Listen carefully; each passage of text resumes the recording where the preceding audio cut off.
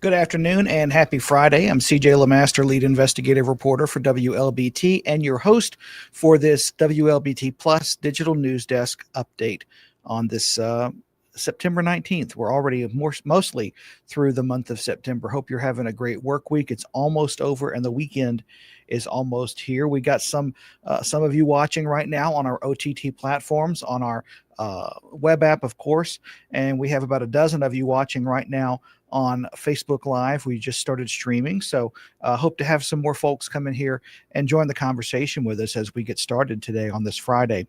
We got a lot of news to get to today, but the first thing that we want to tell you about is something that we have been following since news broke earlier this week of the hanging death of a student at Delta State, on the Delta State campus.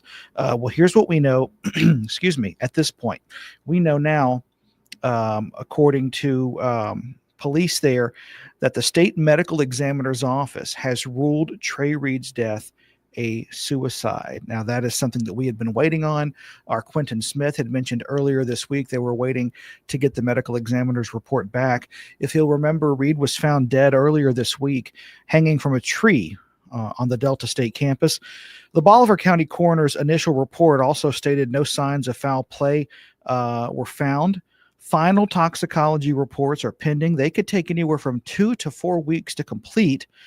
Police say all files and investigative material will be turned over to the FBI and the U.S. Attorney's Office for review. Now, Cleveland's police chief, Travis Tribble, releasing a statement saying, "Our thoughts and prayers remain with Reed's family and friends during this very difficult time.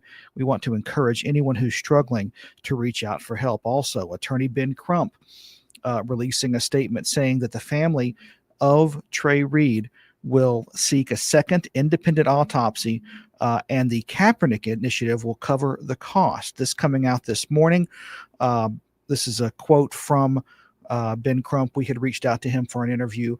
That was not possible today. He says, quote, "Trey's death evoked the collective memory of a community that has suffered a historic wound over many, many years and many, many deaths. Peace will come only by getting the truth. We thank Colin Kaepernick for supporting this grieving family and the cause of justice and truth."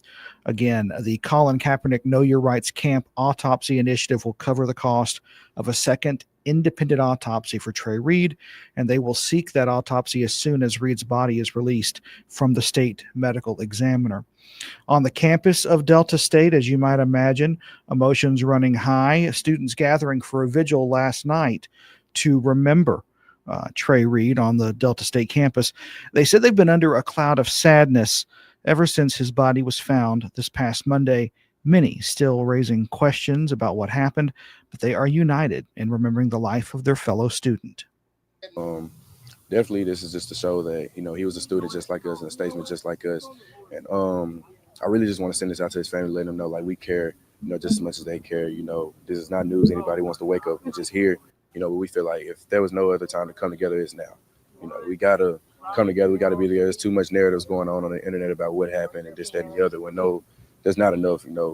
People saying, hey, saying we just got to come together and make something happen. Now, students, faculty, and staff say they will continue to lean on each other as they process the grief and as this investigation continues. And of course, we will continue to follow this and any new developments as they unfold.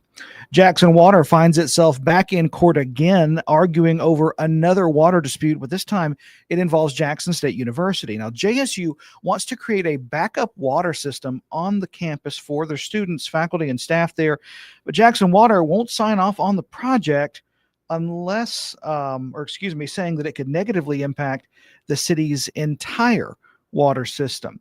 Now, the judge heard from both sides in court yesterday, starting with Jackson State. JSU says the backup system is needed so people on campus won't be without water whenever there's low water pressure or water outages on campus. Now, they've had several over the last year and a half. Now, the backup system would not be used for drinking or consuming water. It would be used for things like taking showers, flushing toilets, cleaning the dining hall. Jackson Water says JSU's plan is not ideal. Ted Hennepin, the third-party interim manager, says that, administrator, says the university would need an independent water system to make it work, claiming other Jackson residents' water could be contaminated under the current plan. Well, Jackson Mayor John Horn supports the idea of a backup water system, but he wants to make sure everything's done the right way. I do think that being able to come up with a means to store water for backup where that water doesn't run the risk of contaminating the system if non-potable water is sent through the system is a question. You cannot separate non-potable water from potable water in the manner by which Jackson State is talking right now. But I think that there is a solution to be had. The judge is giving JSU 5 days to brief the court on whether the system is a public water system or not. Yesterday's hearing lasted about 3 hours. They'll be back in court next week. Meanwhile, a search firm has been chosen to find out who the next president of Jackson State University will be. Now, the state's College Board says that AGB Search will be chosen to assist in that. The firm is based in Washington, D.C. IHL says that firm presented a proposal that best matched the qualifications outlined in the formal request for proposals. Now, many of you have expressed that you want your voices heard. You can still submit public comments online for that search. You will soon have the opportunity to share your input on your thoughts on who will be Jackson's next police chief. The city is hosting 4 different public forums to gather community input. Residents are encouraged to speak up about public safety priorities and the leadership qualities they want to see.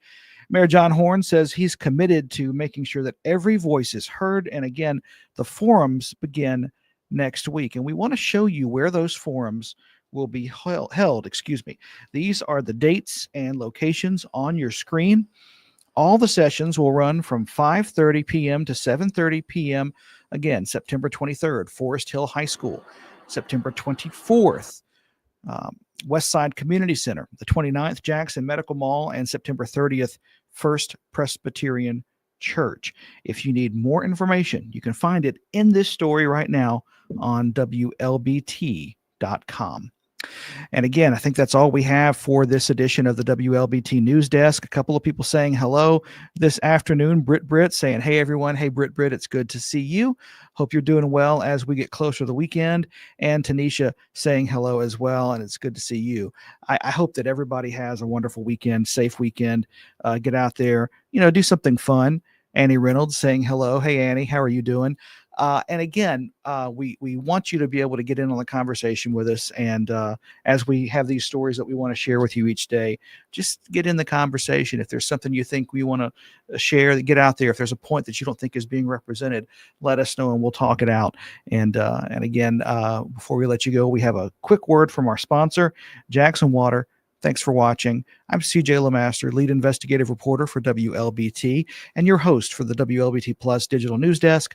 Hope you have a wonderful Friday, 2:30 p.m. today. First Alert Weather Team is going to be giving you updates on today and your weather throughout the weekend. Thanks for watching. From Jackson Water, is it okay to pour fats, oils, and greases down the drain if I run hot water? No! What if I run the garbage disposal? No! How about if I use dish soap at the same time? No! Instead, hang on to a few containers to store and toss old cooking fat and grease once you're done. Jackson Water. Water for all the time.